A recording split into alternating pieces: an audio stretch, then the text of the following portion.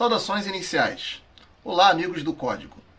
Hoje trazemos a entrevista com o escritor J. Wilson, autor de O Código Sombrio das Estrelas. De certa forma, sempre vemos o passado. Nesta entrevista, você confere mais detalhes sobre o seu romance de ficção científica.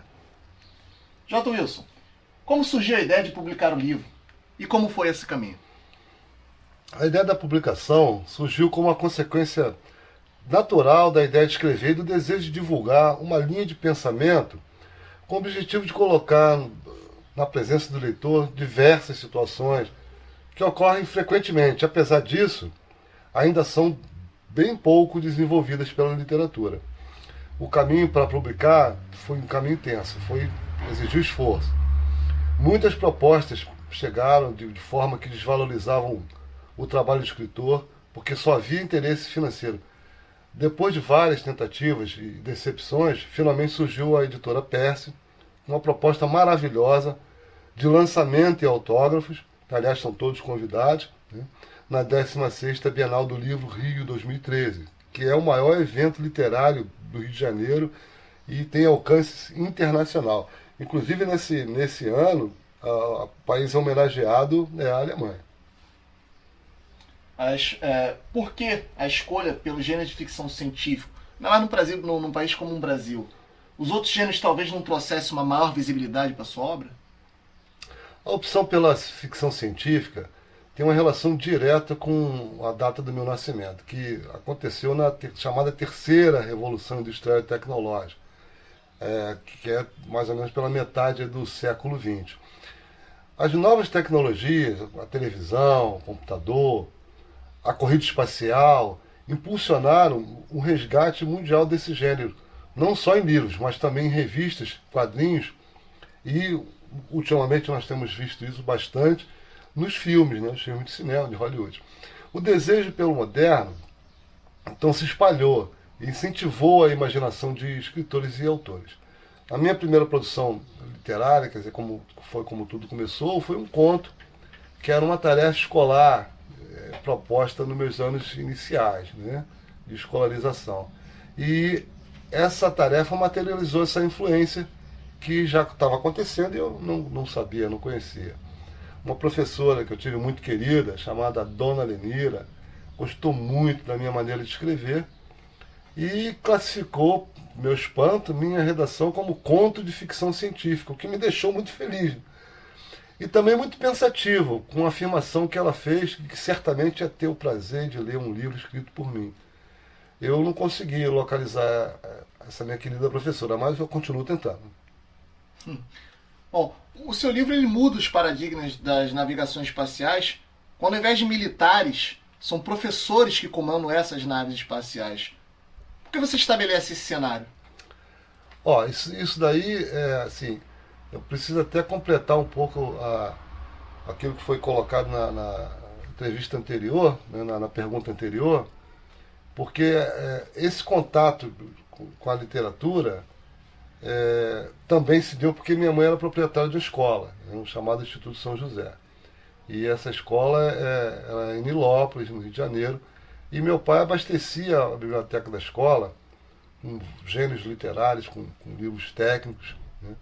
E assim, eu acredito que a ficção científica está aumentando muito, né? Essa visão da ficção, né? Por várias razões, pelos cometas que estão acontecendo aí, meteoro da Rússia e tudo mais que estão acontecendo. Entendeu? Por isso que eu acho que é interessante essa visão de escola, né? E com relação à pergunta que você fez, foi sobre o comando das naves, né? Isso aí? Porque usar militares... Né, de não usar militares no comando, né, como é classicamente feito na literatura científica atual, e deixar professores no comando dessas naves. Né? Qual seria a intenção? Isso aí está bem ligado com a minha infância, que aconteceu no interior do Instituto São José. Eu aprendi a andar, né, entre as mesinhas do jardim de infância. Né? E esse convívio diário com professores, com as atividades pedagógicas, e também fora dessas atividades pedagógicas, né, que tornou assim, o Instituto São José e a minha casa praticamente a mesma coisa. Né? Então eu estava sempre dentro da escola, dia e noite. Então eu pude ver nesse dia e noite, dentro e fora de sala de aula, a importância dos que os professores atribuem ao ser humano, né? Então, aquele carinho que o professor tinha com o aluno dentro de sala, o aluno fora de sala também, foi desenvolvendo um conceito mais real de professor, né? Dos professores, enquanto seres humanos e profissionais da educação. Dessa forma, eu pude observar que os professores iam construindo, com a sua atividade, né, um ser humano em plena ditadura militar. Bom, outra importante razão é o aprofundamento do conhecimento em todas as áreas da atividade humana. Essa coisa é uma consequência também do desenvolvimento propiciado pela terceira revolução industrial e tecnológica que eu já havia mencionado anteriormente. Esse aprofundamento exige uma relação íntima entre o ato de aprender e o ato de ensinar. E essa é uma característica marcante das atividades dos professores, de todos os profissionais de educação, né? Dessa forma, as atividades da humanidade exigem essa qualificação profissional específica. E isso coloca os professores e a escola na vanguarda dessas ações. Assim, a escola, em seu nível mais avançado, é transferida do planeta Terra para naves espaciais que são verdadeiramente escolas em plena atividade, viajando pelo infinito em suas pesquisas. O espaço traz inúmeros mistérios ainda desconhecidos. Essa questão de transformar a escola em um navio, ou o navio uma escola, seria um tipo de metáfora? Sim, com certeza. É uma metáfora e também uma analogia. A escola é igual o universo, né? É um lugar onde o desconhecido, paradoxalmente, esse desconhecido se torna visível. E transforma-se, então, num objeto, né? Um objeto com muitas faces ocultas. Essas faces elas estão prontas a se revelarem, desde que a gente possa observar pelo ângulo correto, né? Então, o universo é um lugar onde se busca o conhecimento, né? E onde está a analogia com a escola? Porque a escola também é o lugar onde se busca o conhecimento. Parece uma analogia forçada, mas na realidade não é, porque a gente hoje já tem a perfeita colocação, né?